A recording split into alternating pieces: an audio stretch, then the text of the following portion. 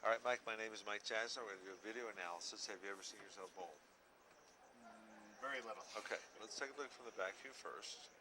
And this will replay the same shot over and over for us. 5-step approach is good. We're not going to change that. Okay. And what I'm looking at from the back view is directional items. Swing direction and step direction. Neither one is bad, but they're both going to be cleaned up a little bit. Okay. What I notice in the swing, you have that little kind of in-out bump in the backswing. Okay, now two reasons for that kind of in-out motion in the backswing. One, you push to the right. When you push to the right, the backswing comes to the left.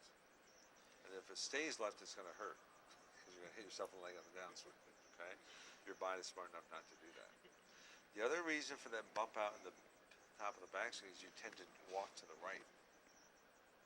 Okay, if you look from where you start to where you finish, you walk to the right. Okay, now is that intentional or is that just happening? It's intentional. Okay, for what reason? Just because of so many times it's a house condition, and Right. that's what I'm so used to is to get the ball. To my point, I always started right, let it go, swing out that way. Okay, the more you walk to the right, the harder it is to swing the ball to the right. Oh. And that's why we see more pull shots than swing shots with you. Okay, on the pros on tour, they all swing the ball. None of them walk toward their target. Okay, so let's talk about the drift here. And mark where your left heel starts. And let's get you to the foul line here. So you're drifting a good about 5, 6, 7 boards. Yeah. Okay.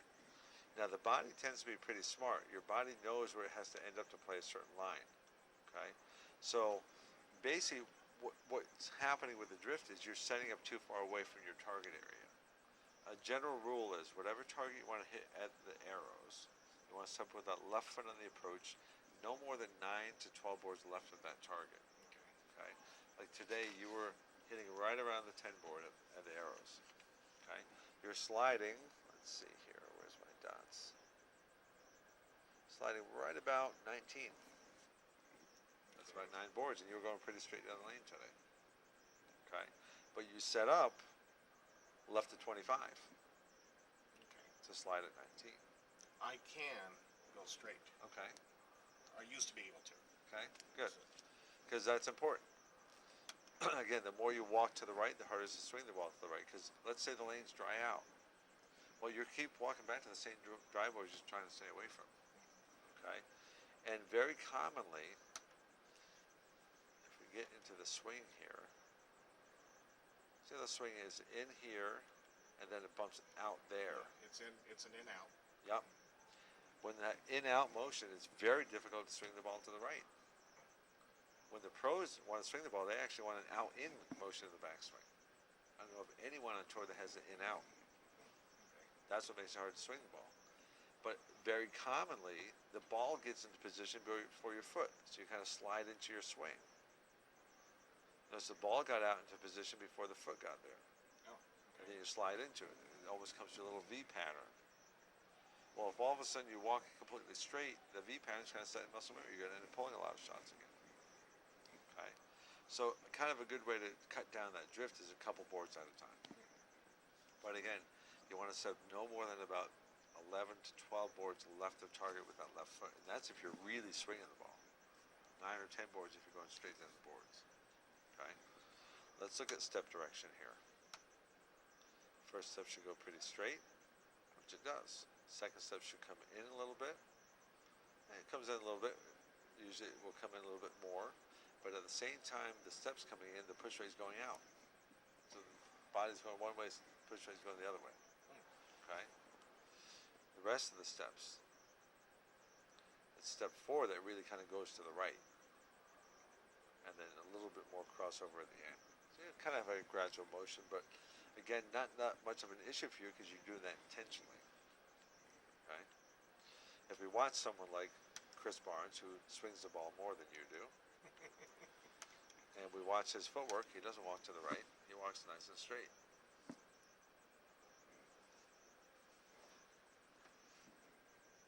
Okay? If we watch someone like David Ozio, walks nice and straight. Okay? Most of these guys will either walk straight or a little bit to the left. Okay? All right, if we look at swing direction now, let's go in slow motion here. So setup position is very good. I wouldn't change a whole lot with your setup at all. Center of the ball is right in line with the center of the shoulder. But then in your push away motion, the whole ball goes to the right of the shoulder. Okay. Wow, I didn't realize it went that far. Yeah. But again, you're trying to push toward your target, but you're standing too far left of the target. Okay. If we pull up someone like a David Ozio on the right here,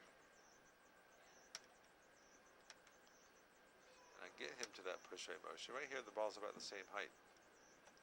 His ball's in a lot tighter than yours. Okay. Every action has a reaction. If the push rate goes right, the backswing starts to come a little bit left. If the push rate stays straight, the backswing stays straight. Wow. Okay?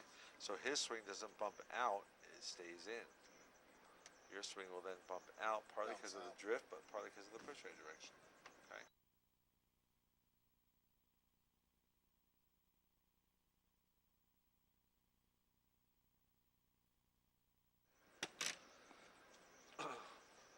So if you watch in real-time motion with Ozio, straight push away, straight backswing.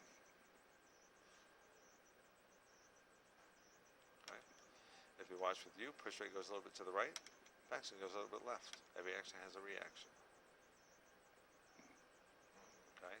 The guys on tour, when they want to swing the ball more, they'll intentionally try to push more left to kind of create that out in loop in the backswing to help project it to the right.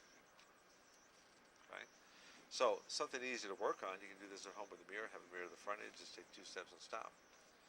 That center of the ball is right in line with the center of the shoulder there. That's where it should be at the end of the push away. Okay? You push to the right, which your muscles feel straight. If right feels straight, straight's going to feel left. Okay, right. Okay? Yes. No left. No, I'm kidding. No, I mean, yeah, I know what you meant. Right. Okay? All right, let's go to a close-up view now. We'll talk about hand motion and release. As the ball comes into the swing, I want to see that palm facing forward, backhand facing backward. Okay, so that's not too bad there. Fingers are right in the center of the ball. That's good. Okay. Right here, still right in the center of the ball. Okay, so that's good. Well, let's do a little comparison here. I'm going to pull up Ozio again. So early part of the swing, same as you. Fingers right in the center. Top of the swing, right in the center on the downswing. Pretty similar right there. Let's go to the release point. Right before the thumb starts to come out, you're a little higher and right of center. Okay. He's pretty much in the center of side to side and top to bottom. He's still well behind it. Yep. So his fingers will go from the center of the ball through toward that right side as the thumb comes out. So right here, his fingers are right of center. His thumb's out. Your fingers are right of center and higher than center with the thumb in. That's usually a result of helping the swing. Okay? So what you can think about is you want the palm to stay facing that target through that release point. Okay? But commonly, when they have that in-out loop, that kind of gets your hand on the outside of the ball also. So then when your thumb does come out, the fingers don't move as much because they were already there. Right, they can't move. Right. Okay, so a little bit early turn. Usually a result of a little bit of help and a little bit of the swing direction thing. Okay, so you want to think that palm stays facing the target. You have a good rotation motion, it's just happening a hair soon. That's about 0.3 of a second. Okay, so, but when you come off the side of the ball, the revolutions you get are less effective, less powerful down lane. That causes a lower entry angle, worse pin carry, lower scores. Okay, less ball motion. Okay, so you think about the palm facing the target, you think about leading with the ring finger. Obviously, the middle finger is longer than the ring finger. If you imagine that as you come to your release point, your ring finger is going to lead your hand, that keeps your palm forward longer also. The other thing you can kind of imagine is, imagine if there's a center line on the ball. You want to feel like your fingers stay just about center or just on the inside half of center, sensation-wise. Again, same thing, it keeps your palm forward longer. Okay. Thumb does come out before the fingers, so that's good. And then the fingers come through, and that's where you have a rev rate. Okay, so not too bad. Position of the foul line, not too bad. Ideally, we'd like this back leg, the right leg, to come over a little bit more left, about 7:30 on the face of a clock. Okay, that will help with balance, help you stay down. Let's look at the shot before that one. In fact, I'll look at that. There was one I did. I could tell there's one that I That one went over a little bit better than the last one we just looked at. So we see a little inconsistency at the finish. So let's go to the side view and find out what's going on from the side view here. The stance looks good, so I don't think I would change that much at all. Okay. And overall motion is pretty good as far as timing. A little bit of extra muscle there. We'll free that up today. Steps 3 and 4 get a little bit short, partly because you may get just a hair early in timing, partly because you're starting to run out of room. Okay. So you can see steps 3 and 4 are actually shorter than your first step. Right. Okay. Position of the fouling, not too bad on this one. Okay, so that's good. Let's look at a different shot here.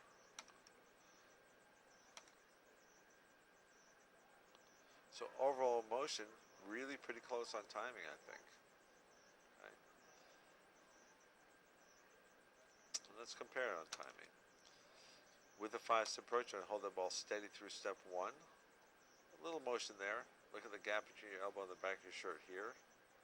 If I get you back to the stance, it's not that much. Oh. So, Okay, so you're starting to move the ball a little bit early. oh, yeah. Okay. Okay, but look at the gap here. And then watch as I put you in motion here. You're starting to creep that ball early right there. So move to about 3 to 4 inches. And we want to hold the ball steady through step 1. Okay, and then it should go out on step 2. So with your height backswing, you're getting a little bit low here. Usually with your height backswing, the ball will be more about waist or belt level. Okay. Part of that's a result of an early push away. If you push early, the ball comes down early. If we take away the early push away that we saw, well, that's where the ball would be. Okay. So let's compare it to somebody like an Ozio. When he gets to the end of his second step, the ball's more about waist level. Got the back for the same. Just gonna go one more little click here. Right there, got the back for the same. So your ball's about a ball lower than his right now. Quite a bit. Yeah. Okay. On his next step, he lets the ball really fall into the swing. It gets just past the leg. On your next step, ball gets about hip high. Right there, I got the back for the same. Okay. Wow. So you're fighting being just a little bit early in timing for your height backswing. Okay. On the next step, his ball's right at the top of the backswing on the end of step 4.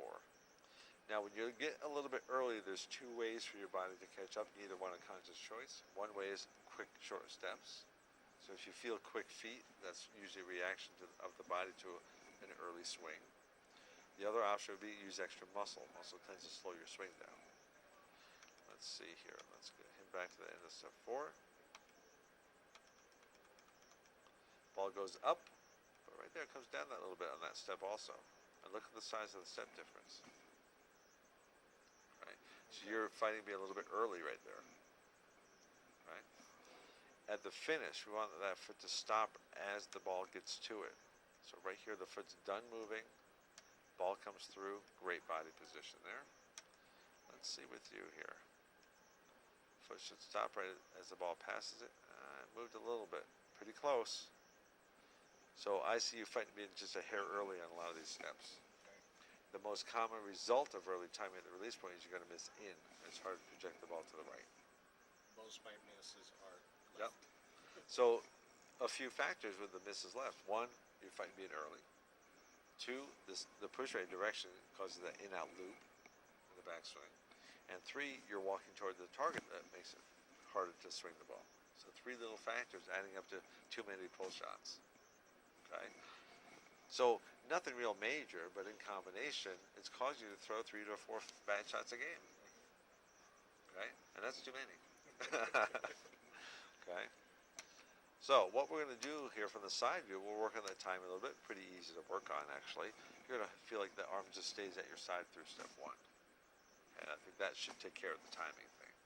You were a little bit early in every step because you push early. And when you push early, the ball comes down early. The arm should not move forward until the right foot moves. And there again, you can see you moved a good 3 to 4 inches on when the left foot moves. Okay? And that comes down early then. Okay? So at the end of step 2, what we'd like to see is the elbow at the front of the side, the ball more about waist or belt level. Set it down kind of across from the thigh. Okay. Again, if we let's compare you to another 5-stepper, and I'll compare you to someone with a higher backswing actually, so you can see what I'm talking about with the timing. We use somebody like Rick Steelsmith this time. So if I get him to the end of the push, there's no motion on step 1, he just kind of eases that out on step 2. Well, Okay. Ball's higher. It's about belt level with him. You're below the belt. Okay. Now in the next step, just about hip high. So right about here, I get the back from the same. So your ball is just a couple inches higher than his. Now he has an overhead high backswing. You don't. Okay. So again, watch your ball. It goes up, but then it also comes down. When that ball comes down on step 4, that's a sign you're early. His ball goes up. There's no down. still going up. And again, look at the size of the step difference. So your body's trying to catch up with his shorter steps. Okay. At the finish with him, foot's going to stop. Ball comes through. Okay. So you're fighting just being a little bit early. Mainly because of an early push away. Okay. And then once you're done with that push away, you want to make sure the ball swings your arm and not your arm try to swing the ball. If you get a little bit too aggressive with the muscles and pull the ball into the backswing, that also gets you early. And if you pull up, you're going to pull down, and the more you pull, the harder it's to swing the ball to the right. Okay. Let's look at one more shot from the side view, then we'll get you up in the approach and start working on this stuff. So a lot of the stuff we're going to work on is with the push away. You can do all that at home with a mirror. Mirror to the side for the timing. Mirror to the front for the direction. Okay, easy to see, hard to feel. As you're realizing, I'm showing you things you didn't feel. And if you don't feel something, it's pretty hard to change it if you don't know you're doing it. Okay? Muscles can fake you out. A video or a mirror can't. Okay? Let's look at one more shot here, a little bit different angle.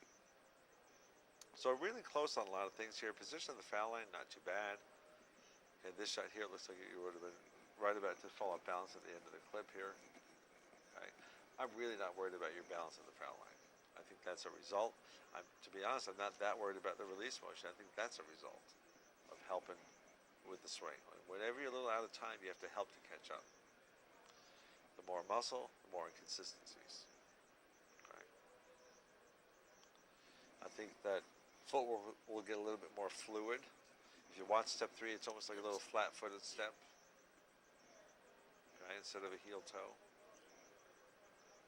If we watch somebody like an Ozio, watch the 3rd step with Ozio, it's a nice fluid heel-toe step. Well, it's more like he's taking a normal step. Normal step. He doesn't have early timing. Okay, so very commonly when people have earlier timing on that 3rd step, it's more of a flat-footed or even a slide.